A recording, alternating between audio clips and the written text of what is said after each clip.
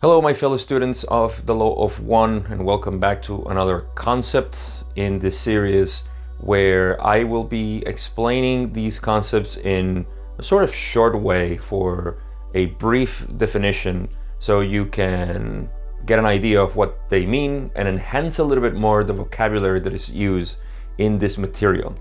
So, this being said, it's important to know that I also make longer videos about the raw material, which whenever they're relevant to the topic, I will leave them here, as well as maybe any other video that I have made in the past that talks about these concepts or in a way expands a little bit more.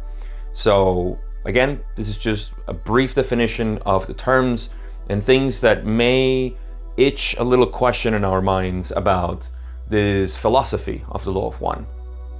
So, speaking of philosophy, the vast majority of this content that we have in the philosophy of the Law of One was given in with the raw material. And like I said, I cover that extensively in my series of the raw material, the Law of One. But here, we need to get into who or what is Ra. In the last video, if you're watching this in the playlist, you would see that I explained what the Law of One is, and I said that there is a contact in 1981 by an entity called Ra. So I'm gonna try my best to sort of demystify the idea of Ra and also other concepts that come in together, and you're gonna see how this gets a little bit more complex as we go through. But without going into a longer discussion about this, let's see who or what is Ra. I think that's the first thing we need to find out, because as skeptic people, we want to know who's given the material and where is the information coming from. And we're gonna inevitably ask who or what is Ra. Now the name sounds similar, and you guessed it, yes, comes from Egypt, the Egyptian god. But what is the relationship between this Ra and the Egyptian god Ra? Well, we have to go back to how our minds were in the past. We used to get the idea that anything could be gods, and we were playing with the idea because that's what we do. We trying to find God or the essence of divinity anywhere. And now to something more specific about Ra themselves, this entity called Ra came here and they communicated with humans, Egyptians. There's a long story that you can watch in the Law of One videos, again, probably watch them here, where you would find who is Ra, how they came here, and how they explain that they made contact with the humans on planet Earth, specifically the people in Egypt. And that's why we get the Ra god, as well as other gods, of course. And so the mythology just simply refers us to the first contact that Ra had with humans here. And for that, now we need to know, okay, so if these entities exist and are sort of eternal, then where are they? And we have to get into dimensionalities. But there is, first, just to clarify the first point, there is a relationship between the first contacts of Ra with humans in Egypt and the Ra contact that we got here in 1981. It was the same entity, and they tried to convey the same message, which was the Law of One, or simply just the idea of unity in all things, which needs to be explained a lot to humans because we do not see things as unity or one. We see things separately, as we have developed science, which is completely conventional science, at least, not quantum physics, because quantum physics obviously explained that there is an interconnectedness to everything. So, but our human mind, when it goes into rational thinking, then we get into separateness. And so it's kind of hard for humans to understand the concept of unity. But this is not something foreign or alien. We have philosophies, thousands of years old, that speak about unity. Advaita is one of them. And it says that there is a non-duality to the core of existence. In any case, they try to convey that message, but they were confused for gods. Now we don't see them as gods, we just see them as interdimensional beings. And they themselves say that they don't want to, they actually said that they made the wrong impression back then by allowing humans to believe that they had superpowers where they didn't, although they are from a higher dimension, and we're going to get into that.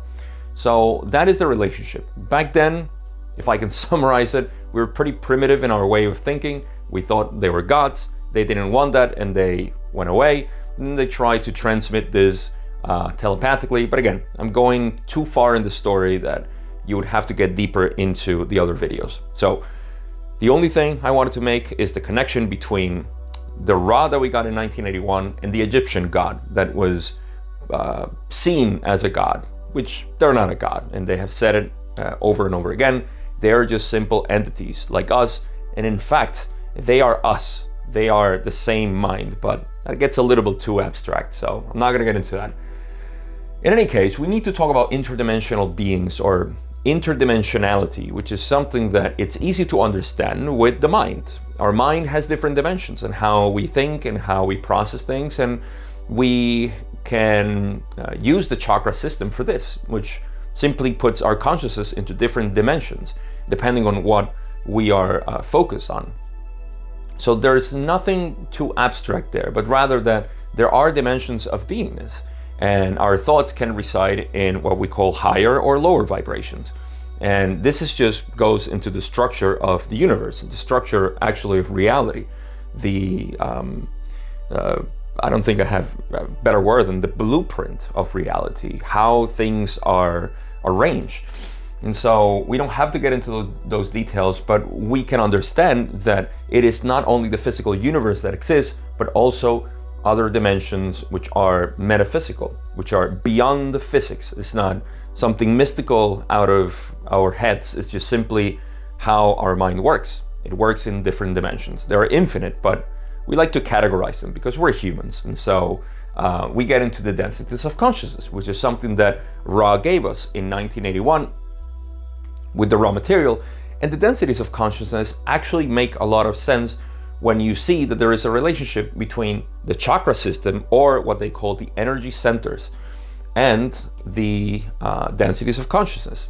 What they mean simply is just taken to another level, in which instead of just saying that we have 7 chakras, which we do, we also reside in one of those, say, major chakras of what they call the octave. And so you can only see them, or you can always see them as 7 chakras of the universe, and we are residing in the 3rd chakra, in the yellow ray, in the, say, 3rd density is what we call it, 3rd density consciousness, which is the humans. And so they are, just to give a little bit of context of why I'm saying this, the densities of consciousness just simply explain that we live in different dimensions, and that's what we call space-time, different space-times. And these space-times are related to the density of consciousness. What does this all mean? For Ra is that we live in 3rd density consciousness. They live in 6th density consciousness. Now the difference in these densities of consciousness is perception, and we're gonna get to that here. But there's, before we get into ideas that this means that they are higher than us, they are superior than us, and that's just a natural human way of perceiving reality, and ourselves as inferior and superior is a sort of polarity thinking. But the thing here is that, and I'll just draw the analogy of the mountain. If you are at the top of the mountain and I am at the bottom, that doesn't mean that you are superior than me.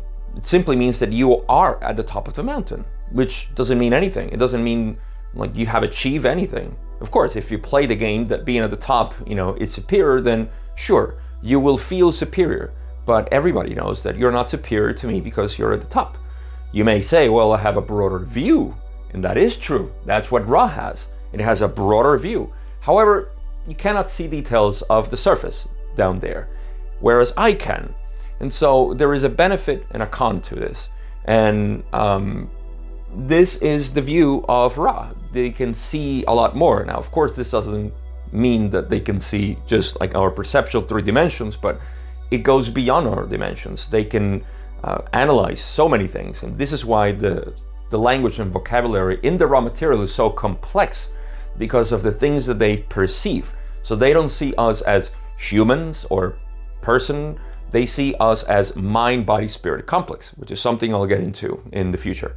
But for now, this is a good way to see why or how higher dimensional beings perceive reality in contrast to us, who are at the bottom of the mountain, or at least at some level of the mountain, and we're climbing. That's what we're doing, because we all want to go up, and there's a reason for that, but we don't have to get into it.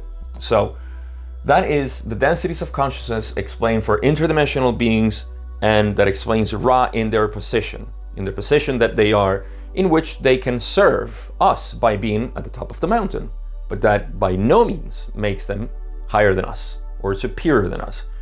And that's why they were always so cautious about not showing to humanity or depicting themselves to humanity as gods. There are other entities who do that, and they are the fake gods, if you want to call them that. They're actually just, we can see fake gods here in our reality. So everything is holographic, and you can see how people may feel superior at the top of the mountain, and that's what they try to do. They try to control you, and I'm talking about different entities, not only humans, but all other entities like Ra that exist. And this gets into the polarity of the universe, which means positive and negative, but we don't have to get into that either. So just to paint the picture again, or another detail that I think is important to talk about when we mention Ra in 6th density consciousness, in higher density consciousness, is that they are at the proximity of unity. They are they are almost achieving unity. They're approximating that sense of unity with everything. And this is actually physical, if you want to call it that, because at this point things start breaking down in terms of physicality, because once you become infinite mass. But also, I think a better way for us to understand it is perception, because their perception of unity is a lot more closer than ours. Like I said at the beginning, we are at the lower part of the mountain when we see things separate. We see things as a flower or a tree. We don't see the forest. Whereas from the top of the mountain, you can see the whole forest. You can see that everything is just one. And again, this is a very crude and poor analogy for it. But the point is that from the perception in consciousness of 6th density beings like Ra, they see unity in the whole creation. And that's why they came here thousands of years ago.